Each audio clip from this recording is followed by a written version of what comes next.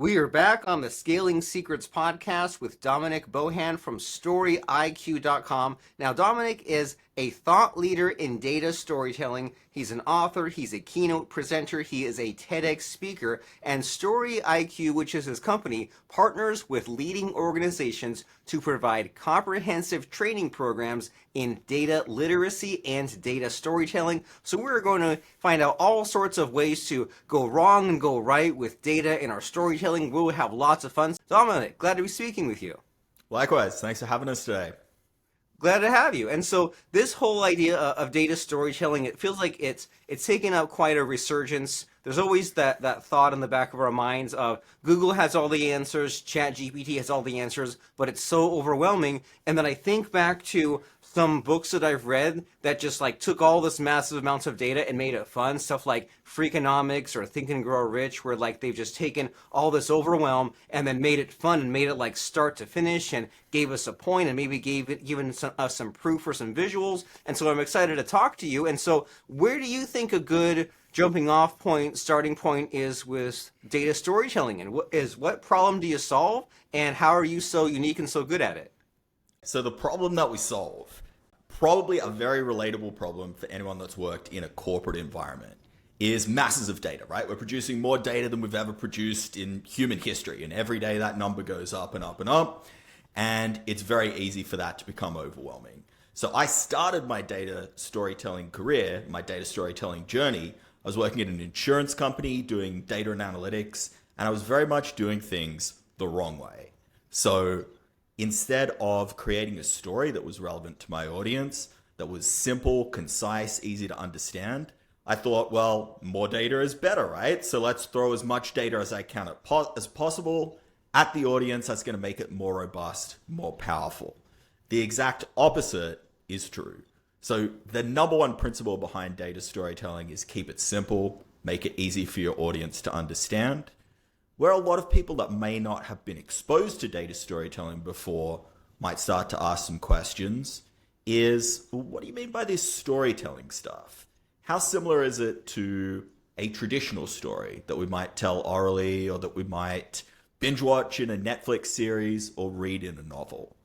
So the answer to that question is we want to get some of the best ingredients of the storytelling we know and love from things like fiction, but a good data story is also robust. It's also supported by evidence. So I can talk a little bit more about how we balance that and use some of the best secret source of storytelling while at the same time making sure that we have a solid data-driven recommendation. And what this all culminates in is action. In fact, that's the title of our book, Data Story Action. So it's not much good having a fantastic story where your audience is like, wow, that's so interesting, unless you're the authors of Freakonomics, right? Where the story and the journey is its own sake. For probably 98% of people listening that want to get results in a business environment, the end goal is getting the sale, getting the sign-off of your business case, some sort of result. So I'd love to talk more about how we do that.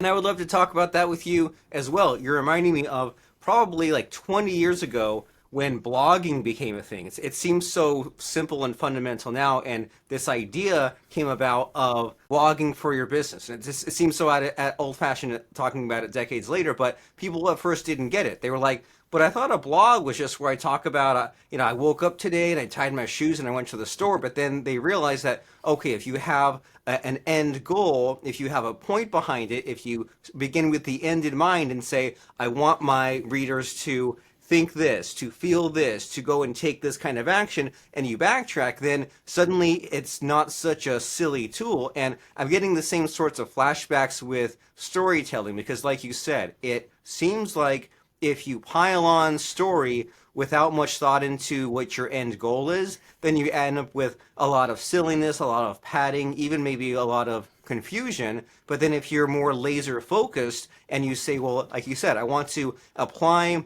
the best parts of storytelling, of suspense and action, and keep someone guessing and have like an arc and a hero's journey and things like that. And if we can somehow just apply it with the essentialism, with the minimalism, and say, okay, now we're headed here. That definitely I can see the value in that. So how do we balance that? Because it seems like there's just so many spinning plates, so many ingredients. It seems really tempting to pile in the story and make less sense. So how do we actually make it work for us instead of against us? So the first thing to say is the story arc, the sort of build up of suspense and climax, the traditional arc that you would see in a novel, for example. That's not necessary in a business story. We can draw on some of these techniques, but for the majority of business situations, let's say I'm presenting a business case to my boss to say we need to upgrade the elevator shafts in our building, right? If I go in there and I say, we have a problem, there's tension, I build up this story, and it's like waiting times have escalated, people are worried, and try and present it in a really dramatic way, might get laughed out of the boss's office, right? It needs to match the tone and match the level of impact of the story that you're telling. So the most fundamental storytelling technique that's essential to every single story that we know and love, that we can use and should use in every business story, is creating relatable main characters. Now, in a fiction story, we'll set up those main characters by slowly introducing details so that we empathize with them. That's the heart of a story. There's no such thing, if you think about any story you've ever heard, that doesn't have relatable characters that we care about. That's what gets us in. So the trick with a business story is to make our audience, the person we're presenting to, the person we want to drive action with, the main character, make them the hero of the story. And then we can cut out all of this setup stuff because they know who they are. They know their backstory. This is also going to help us as the storyteller. So the absolute most vital thing that applies to every single business story that you want to tell is understanding that main character, understanding their main perspective. And the simplest way to summarize that, I would say, is just one simple question. What do you want? So what do they really want? What motivates them? What drives them? And it's a simple question. Sometimes you just ask them. Sometimes it's really obvious. Maybe you're selling something and you think you know what the customer wants. But sometimes it's not clear, right? Sometimes, people are liars and hypocrites. Sometimes what they say they want isn't actually what they want. So understanding what truly motivates and drives them, and then aligning your recommendation, positioning it so that you can show that they're going to get a win, they're going to get something out of it, and making that really clear up front is the key to pretty much every successful business story. I love it. There are many ingredients to think about here of have this hero character, make them the hero, set up a problem that they have, and then even to don't keep it on the surface, but drill deep and figure out about their fears and frustrations and figure out what the reward is, what they want that you can give them at the end. And so now you're giving me flashbacks to a bunch of years later when these explainer cartoon videos came out. It seemed like every software company, every startup had one where they would say like, this is Bob. Bob has this problem in his company and he doesn't have this, and the solution is our software. And is that doable? Is that enough to get us by? Do you think something like that requires more thought, or is that just good enough as a starting point? It depends on the magnitude. Are you selling a $1,000 item or $1,000,000 item? The greater the magnitude of the story that you're telling, and the more likely it is to be controversial, the more likely it is that they're not immediately going to go, oh yeah, that makes sense. The more research you have to do. And that's the vital step that's often overlooked. We can use all these visualizations, and we love data visualization, by the way. But all of that, having nice slides or presentations or interesting anecdotes to tell, all of this stuff is really the dressing, the icing on the cake, if you like. The cake itself is that research and understanding what really drives and motivates that person. So thinking like that person, what would I want if I were them? If you can talk to them and ask some questions, great. If you can't, maybe you're going in cold to a pitch. What evidence is there that's going to show me, that's going to prove to me what actions they've taken in the past, that's going to give me data that I can use to see what drives and motivates this person? So I can position my recommendation and my pitch in such a way that it gets straight to the heart of something that they care about deeply. Wonderful. And I'm really getting your point here about how less is more, and how that if we pile on so many things, it becomes confusing. But then if you think about what motivates them, what their emotions are, then we can perhaps try out many different ideas and then figure out a couple of powerful ones and throw away all of this extra window dressing. And man, it's just flashback city here today, Dominic, because now you're making me think of when Steve Jobs introduced the iPhone, and it was just very simple, right? There would be like these slides with like one word or two, and then he'd like put the different devices on there, and then the joke was, well, we made this device, it's a phone. We made this, it's a browser. We made this, it's a communication tool, and then they merged them, and that was kind of just fun to see as far as the way that he teased it and kind of did, I don't know, like sort of like a magician or like a showman, where he kind of just like set up the pieces and he didn't take too long, but it was still sort of satisfying. And so how do we balance that directness that you're talking about, the having the hero and getting to the point, but also kind of teasing it and having fun with it? Great example. I love Steve Jobs' original, I think it was 2007 Macworld keynote, where he introduces the world to the iPhone. And if we can just break that presentation down a little bit. So a framework that I like to use that's heavily used by your top tier management consultants like Bain, McKinsey, these folks, is situation, complication, question, answer. And you'll see this throughout a vast majority of good presentations. And Steve Jobs' keynote is no exception. So he's using some of the principles we've already touched on. So we could ask, who's his audience in this presentation? And it's a bit of a trick question, because you might think his audience is Apple staff and developers who are at the keynote, but it's not. That's not who he's trying to reach. He's trying to reach potential consumers, the hundreds of millions of people that watch some televised or recorded version of this event. And so his audience is potential consumers that might actually buy the product. And so he's thought very deeply, even at the stage of developing the product, what they need. So we can work through this situation, complication, question, answer framework. So what is the situation? He actually frames it in that presentation. And he says, well, the situation is there's smartphones out there, but they're not very smart. And so we've got a bit of a complication. What do we do with this? How can we create a phone that is going to actually be smart, actually be user-friendly and easy to use? And it forces a question in people's minds. It's like, okay, what could we do that's better than the status quo? This is another key ingredient of stories. It's comparing how we are now, the current state of the world, and then showing a potential future better state of the world. And of course, his answer to that question, we all know, is buy my iPhone. And from that point, the entire presentation is structured around a couple of pillars, which you mentioned. And he's got that humorous take where he goes, okay, it's a internet communications device, it's an iPod, and it's an actual phone, all in one device. And he does this horrendous mock-up of what that could look like if you merged the old-fashioned versions of them.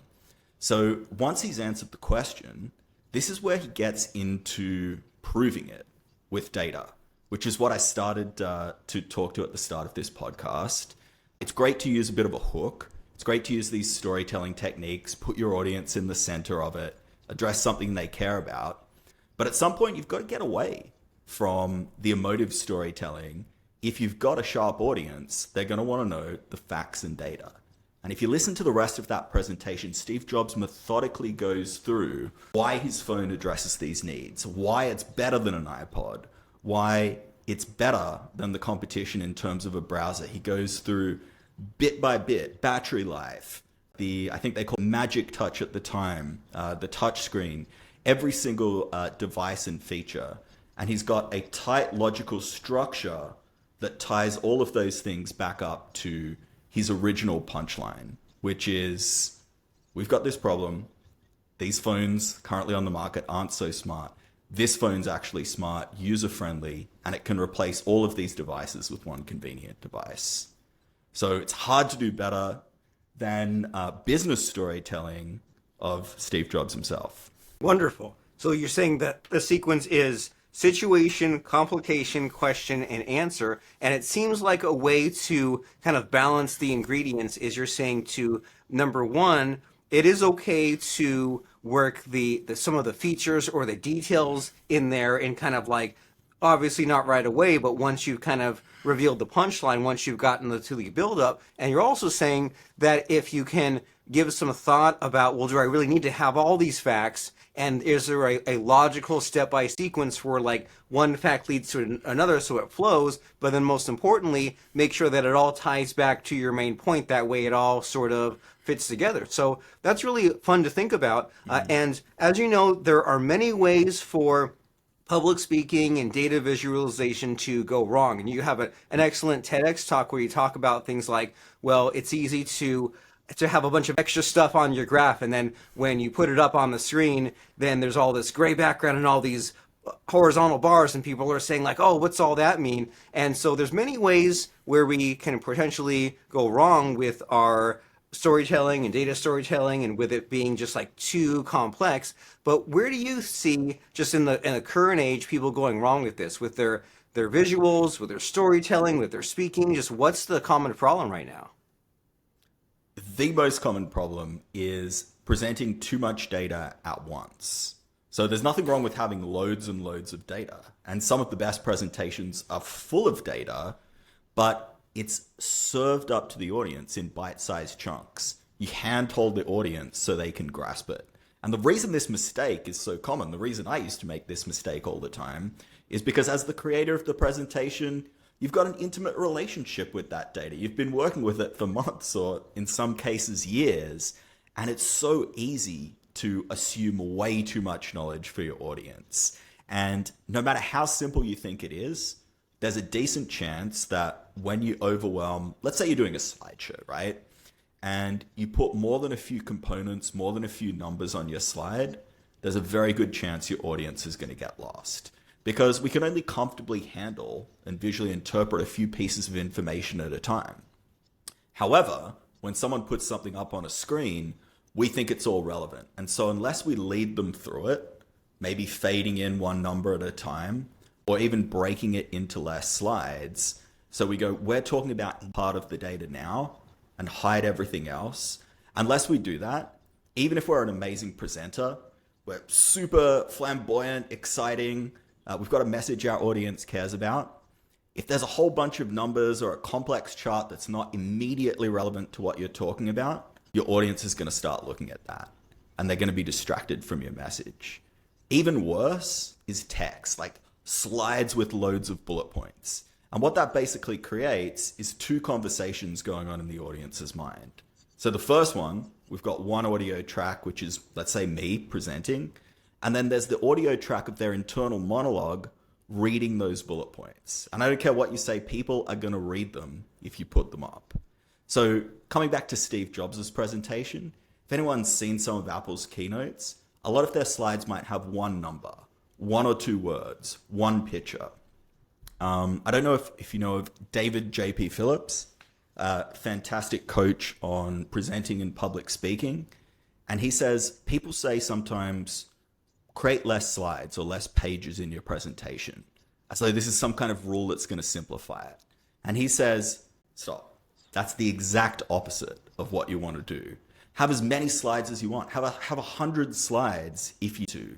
It's the density of the slides or the density of the pages that's going to cause people to get lost. That's very interesting, and it's fun and almost counterintuitive at first, because you think, oh, less clicking the button and turning the page, but you're saying that we can fit the information in if we really need to, but make it bite-sized and drip it out, and so that's wonderful to think about. And, I mean, you're making me think even like you said, the problem of having all the text on the screen is there's like the syncing up. Like you're saying, they would have all this text, and I'd be like reading it, and then, oh no, but what they said like is behind they're not caught up to where it was reading, and then I tune out a little bit, and then now I'm like, oh wait, now they're past where I was at, and it just seems confusing all around. So less is more, and layering is in, and you're reminding me that like I was in a music class once when I was a kid, and they were playing like, I don't know, like Rolling Stones or something, and there was some song, and they layered in the parts of the song.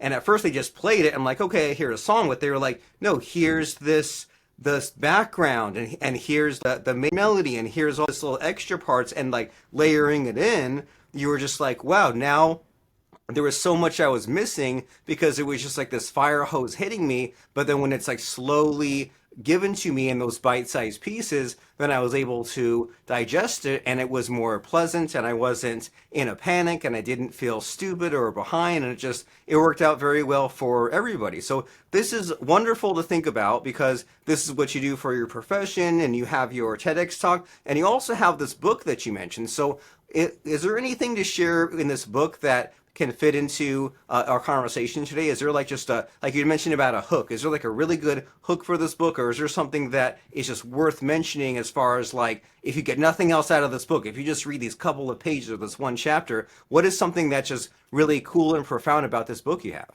I would say it's the case study that ties the book together. So there's a bunch of books out there on the market that touch on data storytelling or even about data storytelling. And we said, well, we don't want to write another book that's just like everything else out there. What we want to do is walk people through a case study, start to finish, with a very realistic case study. It's actually about remote work, which is something that was very relevant at the time and still relevant today.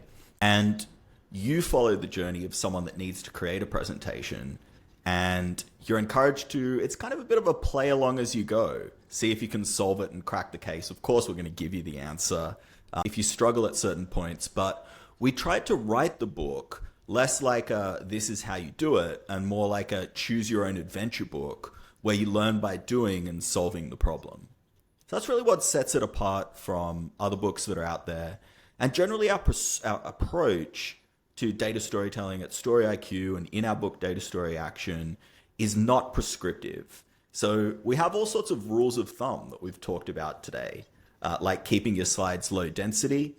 But we don't say this is always the way to do it. And in fact, just coming back to that point about slide density, the biggest thing that I'd also want to drive home is get away from the assumption that you need slides at all.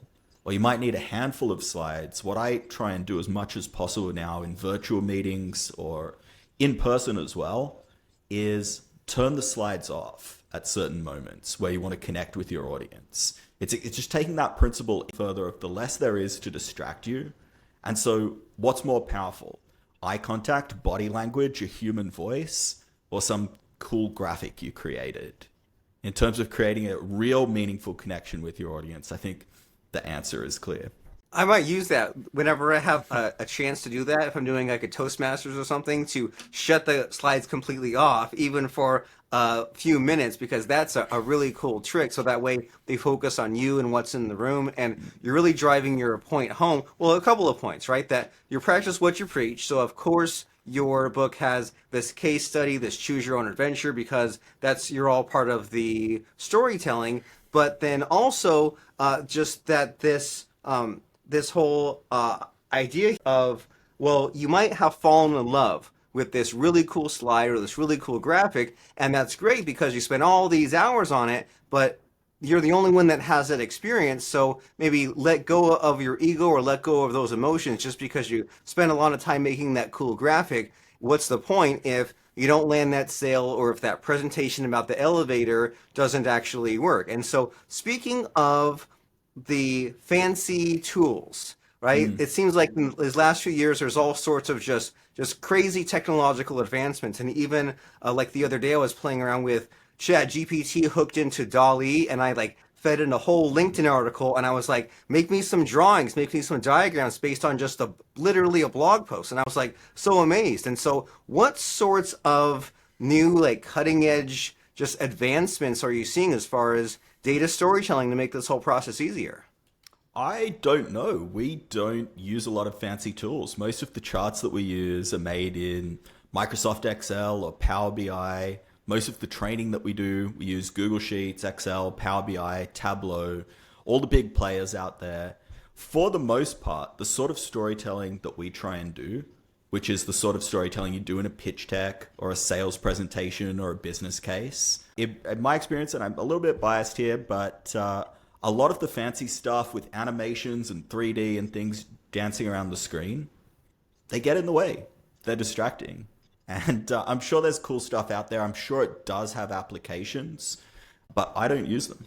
And that's okay. And you're making me feel a lot better because we all have those couple of friends who are just, they always have the latest iPhone, the latest apps. They're like, hey, did you hear about this new AI tool that happened? And I feel so behind. But then you're reassuring me because it's okay to use the tools that you have and to use the simplicity because that's the whole point of it is to use what you have and to get your point across very simply and to leave it at that. So that is interesting to think about. And so as far as just this whole mess, people trying to get a handle on, well, I want to have good data storytelling. I don't know about which stories to put in or in what order, or how to make it good. And there's so many ways to go wrong, and they could definitely benefit from someone like your company and your book and your training to get them to where they need to go. So if someone is looking to just beef up their data storytelling, where do you come in? I mean, what service do you provide and what problem do you solve?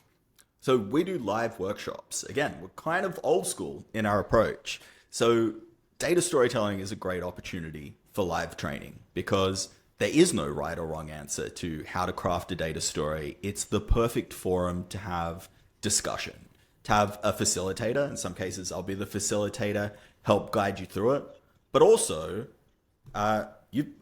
people have got way better ideas than I do. To get ideas from your peers, it's a great opportunity to bring people together if they work at the same company.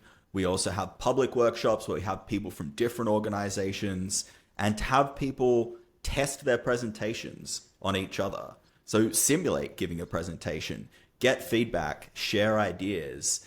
And what we're doing in the workshop is replicating what you should be doing in the real world to deliver an optimal presentation, which is collaborating with people, talking to people, testing your material, testing and refining. And that's what our workshops are all about. Wonderful. Testing it because you can spend all day long making it look good to you, but then you can easily have that problem you mentioned of the PowerPoint slide where every bullet flies in with the airplane sound and it, flips and you're like, hey, I had so much fun doing that. Yeah, but if you test out your material and they don't like that, then that's something that maybe needs to go. And so when you're mentioning live workshops, how does that work? Is there a Zoom option? Does someone have to like fly in and be in a particular location? What's the deal? It's up to you. So we can fly to you. We do in-person workshops and we do via Zoom or whatever tech you want to use. They both work really well. It's that live collaboration and working on real problems. That's the other key to our workshops is that it's not just a training where you go, okay, that was interesting. Hopefully I can apply that at some point. No, you apply it in the workshop and walk away with an improved report or presentation that you can use immediately. Wonderful. I think this is something that we all need. And I don't know when it happened. It was maybe just a few weeks ago. I was on a podcast and someone mentioned that like it's important to like always be speaking in stories. And I blew my mind because I was like realizing like, man, this person I was talking to, they were mentioned like 6 or 7 stories, even just the way you and I are communicating, right? We're saying, we're hiding a few little facts in there, but they're all wrapped in stories. It's like, I was here, I was talking with this person, this just happened, and that's way more interesting, I think, this, instead of just rattling off the facts and figures, you're kind of just, stories are everywhere, and it's a much more pleasant way to digest. It feels a lot more like fun and a lot less like work. And so if someone wants to tap into some of this magic that you have going on, they want to look into these live workshops, they want to contact you and your team, where do they go? What's the website? It's storyiq.com. So we've got a contact us form. If you want to speak to me directly, just put Dom in the form and the message will get to me. Otherwise, you can have a look at our classes. You can have a look at our public training events. So you can sign up for those as an individual. We have them running regularly and you can check it out. Wonderful. But nice and simple, just like your branding is. storyiq.com. Go to the contact form, put Dom in the subject line or in the message, and that way you can be sure that the message will get directly to Dom. And so as we're winding up and wrapping up our conversation here, Dom, you're a storyteller. You know that we have to end on a cliffhanger or a profound ending like in the Marvel movies, or like a surprise twist ending like in the Twilight Zones, right? We have to end in a strong sort of way. So, with that being said, do you have a really juicy presentation or storytelling tip? Something that maybe is not often discussed, but if we end on this, people will say, oh my gosh, that's the best podcast I've ever listened to. What do you have as far as like a number one juicy storytelling tip? I have some stories that I could tell you that could be interesting in terms of this can be edited, right? I can take some thinking time. Yeah, go ahead, cool. go for it. It might be too much build up. Could you just re-ask the question as like a top simple tip to take away or something?